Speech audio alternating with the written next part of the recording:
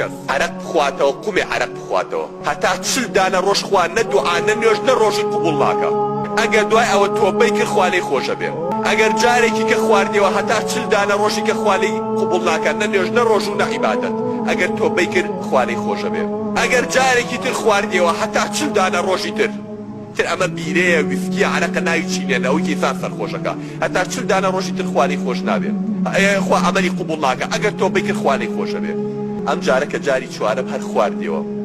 ئینجاڵە خوای گەورە سوێنگە خواڵێ قەسەم بەخوا ئیلا ئەوەی بمرێ بە تایبەتی مودمینی عەرەق لەسەر عەرەقەکە بمرێ و تۆبەی یەکجاری لەسەر نەکردبێ ئەفەرمێ خوای گەورە سوێنگە خواڵێ ئیلا ئەبێ طینەة الخەبال کە بە قوڕگیە وتیان یا رەسوول الله طینەة الخەبال چییە؟ طینەة الخەبال یعنی قوڕیتاوی خەبال فەرمووی ئەو کێم و جەراعەتەی لەشی کافرەکانی جەهەنەمەکە ئەسووتێن جۆگەلە ئەگرێ وەکو چەم ئەگەر پاپۆری پیا لێ خوڕی پاپۆری پیا ئەڕوا ئەفەرمێ ئالەواکەن بە قورگیانە